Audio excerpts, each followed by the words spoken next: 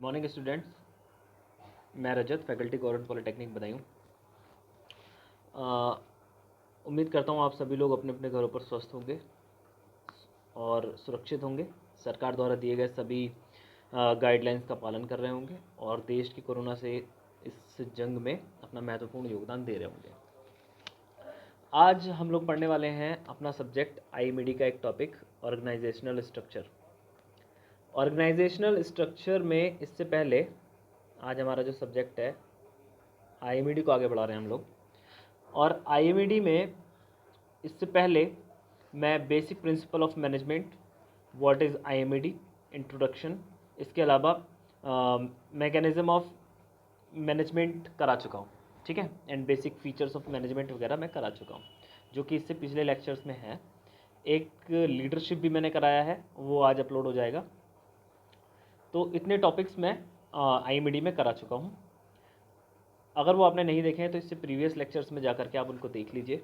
वहाँ से आपको इस सब्जेक्ट के बारे में बेसिक समझ मिलेगी और उसके बाद में इस सब्जेक्ट को जब आप आगे पढ़ेंगे तब आपको बहुत अच्छे से समझ में आएगा और नॉलेज आपकी कंप्लीट मानी जाएगी। वरना अगर आप कहीं बीच से भी पढ़ना शुरू करते हैं तो उतना क्लियर नहीं आएगा।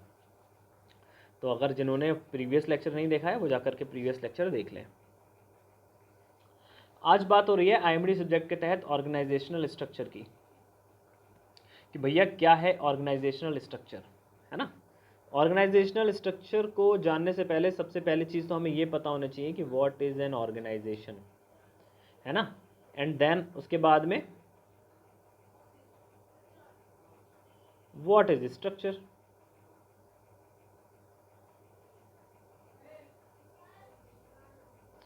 पहले तो ऑर्गेनाइजेशन के बारे में पता होना चाहिए, फिर हमें स्ट्रक्चर के बारे में पता होना चाहिए।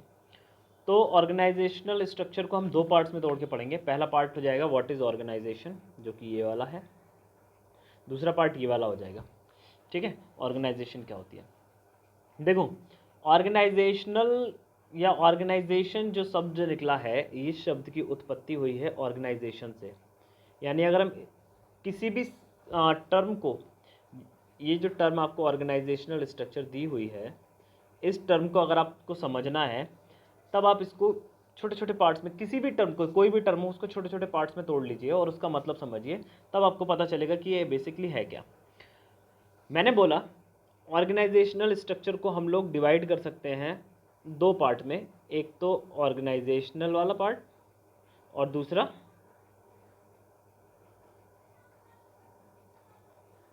स्ट्रक्चर वाला पार्ट। ये दो पार्ट्स में तोड़ सकते हैं।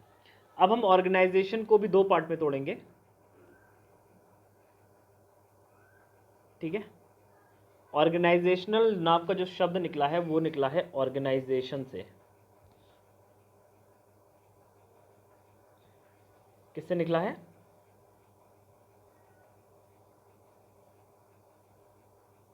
ऑर्गेनाइजेशन से।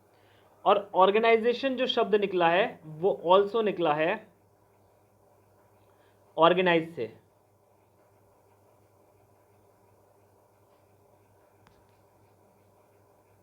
ऑर्गेनाइज से, ठीक है।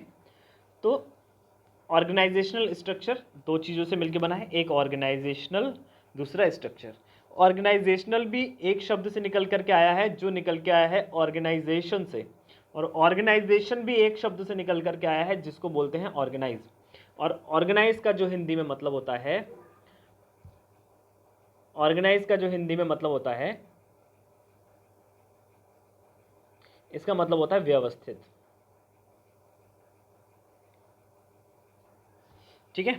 ऑर्गेनाइज का मतलब होता है व्यवस्थित। जैसे जैसे हम कोई पढ़ाई करते हैं तो ऑर्गेनाइज स्ट्रक्चर में करते हैं ना। पहले उसका बेसिक पढ़ेंगे, फिर उसका कॉम्प्लेक्स पढ़ेंगे, फिर और कॉम्प्लेक्स पढ़ेंगे, फिर जा करके उसके प्रैक्टिकल्स करेंगे।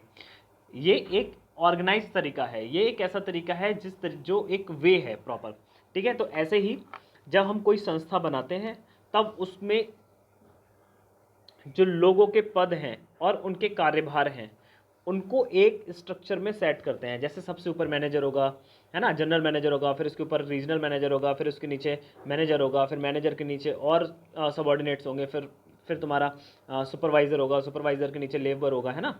तो ये इन सब के एक अपना एक स्ट्रक्चर है और अलग अलग स्ट्रक्चर के लोगों के पास अलग अलग प्रकार की पावर है। अलग अलग पावर के साथ साथ लोगों के पास अलग अलग प्रकार के कार्यभार हैं, उनको अलग अलग प्रकार के काम करने हैं।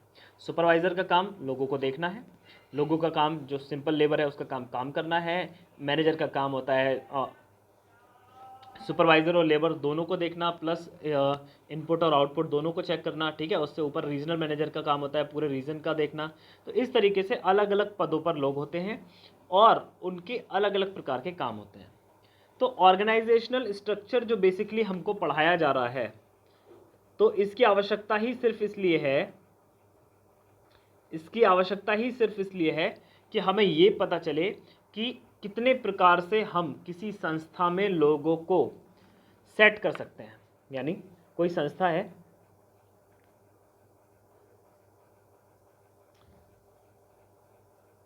है, इसमें जो लोग सेट होंगे, मान लो सबसे ऊपर मैनेजर,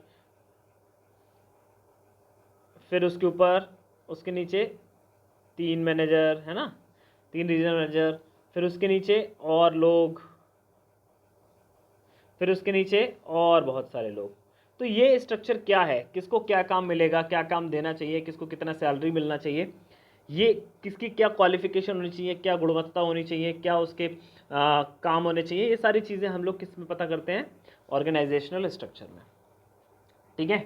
तो इस चीज़ को हम लोग पढ़ेंगे और जब हमें किसी ऑर्गेनाइजेशन के स्ट्रक्चर के बारे में बेसिक जानकारी हो जाएगी, पता चल जाएगा, उस कंडीशन में हम आसानी से चीज़ों को देख सकते हैं, समझ सकते हैं, मैनेज कर सकते हैं, ठीक है।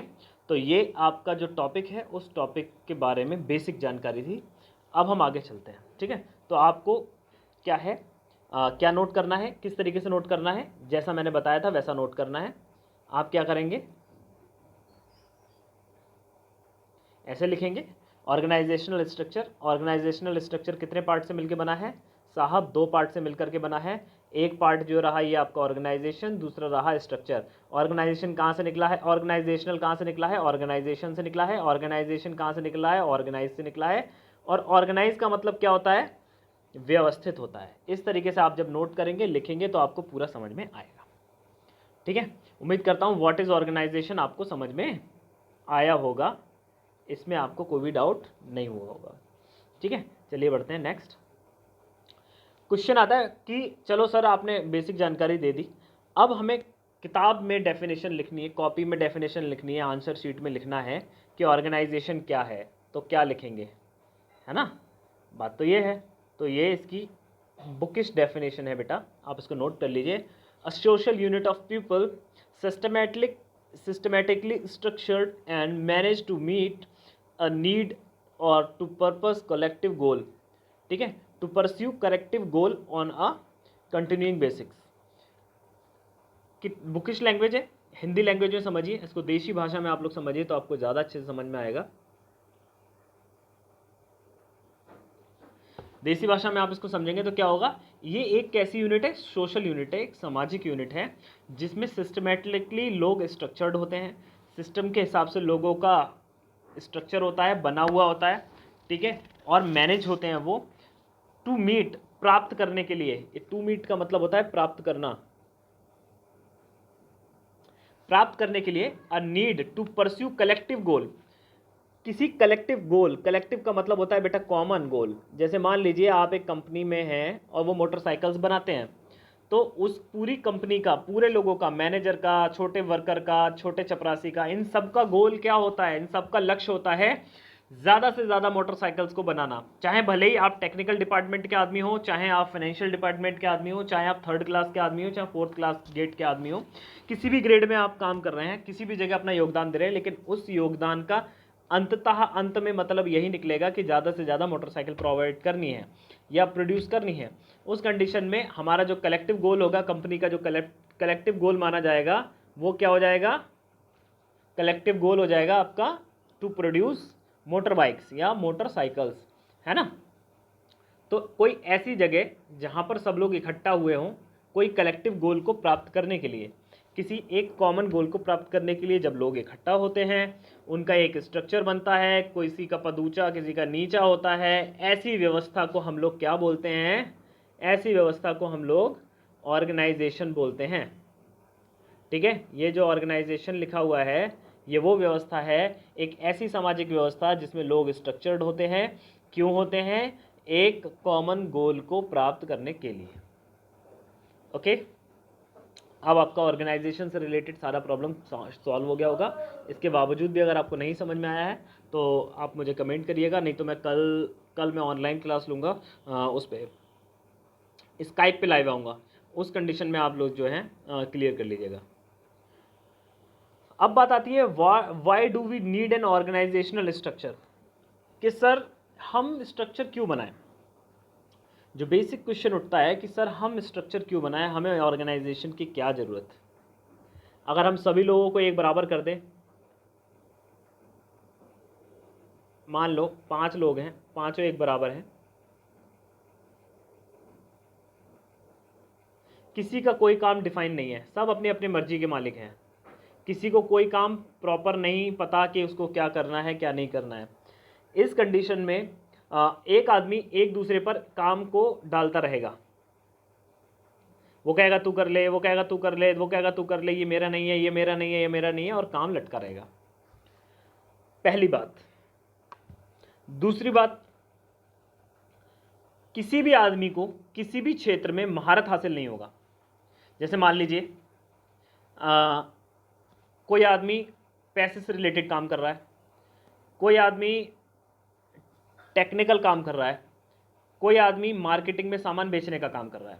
अब किसी को पता ही नहीं है उसे क्या करना है। आज तुम मार्केट में सामान बेचने चले गए, कल तुम आए तुमने पैसे से रिलेटेड काम कर लिया, परसों तुम गए तुम टेक्निकल काम कर लिया, फिर तुम किसी दिन चेंज हो गए। तो इस तरीके से आप सभी काम समझ तो सकते हैं, लेकिन किसी भी काम में आप परफेक्ट नहीं हो सकते। तो इससे किसी भी व्यक्ति की परफेक्शन में प्रॉब्लम आ सकती है, जिससे आपका जो सामान बन रहा है, जो प्रोडक्शन हो रहा है, उसकी क्वालिटी में, गुणवत्ता में कमी आएगी, है ना। तो दो बातें हो गई। पहली बात तो ये हो गई कि काम सही से नहीं हो पाएगा। दूसरी बात ये हो गई कि लोगों को ट्रेनिंग प्रॉपर नहीं मिल पाएगी, प्रॉपर वो ट्रेंड नहीं हो पाएंगे। ठीक है, तो ये दो बेसिक रीज़न होते हैं किसके, स्ट्रक्चर को फॉलो करने के। दूसरा क्या होता है, अगर हम ऑर्गेनाइजेशन का स्ट्रक्चर नहीं बनाएंगे, ये ह्यूमन रिसोर्स का एक टॉपिक है, ह्यूमन रिसोर्स मैनेजमेंट, जब मैं आपको पढ़ाऊंगा तो बहुत क्लियर तरीके से पढ़ाऊंगा। ठीक है, तो इसमें क्या होता है, अगर हम ऑर्गेनाइजेशन का स्ट्रक्चर नहीं बनाते हैं किसी कारणवश, ठीक है, कोई भी ऑर्गेनाइजेशन का स्ट्रक्चर हमने नहीं बनाया, तो उस कंडीशन में क्या होगा, किसी को ज़्यादा सैलरी किसी को कम सैलरी तो मिलेगी नहीं। ठीक है, जिससे क्या होगा, लोगों में उदासीनता आएगी, ना उनका कोई प्रमोशन होना है ना कुछ होना है। तो वो उन्हें पता ही है जब उन्हें इतनी सैलरी में, वो बिल्कुल डल हो जाएंगे काम करने में। ठीक है, जिससे क्या होगा, आपका जो प्रोडक्शन है, जो आपको मिलने वाला काम है, या जो आपको मिलने वाली जो आउटपुट है, जो वो आपको नहीं मिलेगा, जिससे आपको आपके जो प्रोडक्ट में उतना प्रॉपर निखार नहीं आएगा टाइम के साथ में जितना आना चाहिए। तो ये सारे रीजंस होते हैं ऑर्गेनाइजेशनल स्ट्रक्चर को बनाने के। अब ये हिंदी में लिख लिया, समझ लिया। अब इसका एक बुकिश लैंग्वेज, किताब की लैंग्वेज आप नोट कर लीजिए, मैं स्लाइड पे लिख के लाया हूँ। All organisations have an management structure that determines the relationship between the function and the position and the subdivided and delegates role, responsibilities and authority to carry out defined task।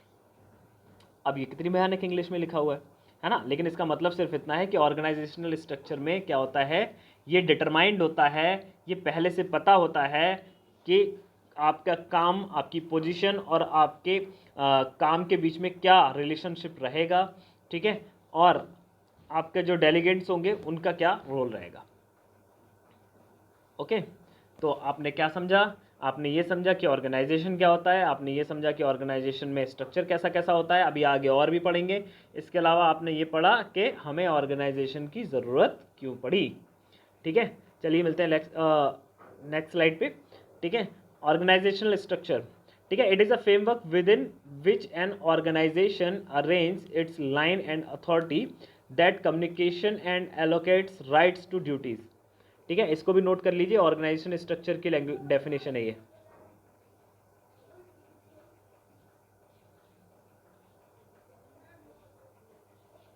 This is the definition of organisational structure. ठीक है, organisational structure की definition आप note कर लीजिए।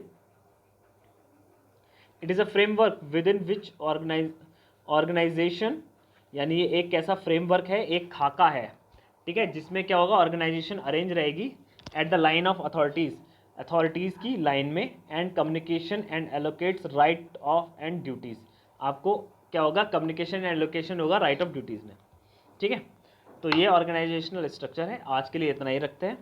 Next lecture में हम समझेंगे कि टाइप्स ऑफ ऑर्गेनाइजेशन क्या होते हैं और उनके पर्टिकुलर स्ट्रक्चर क्या होते हैं, ठीक है।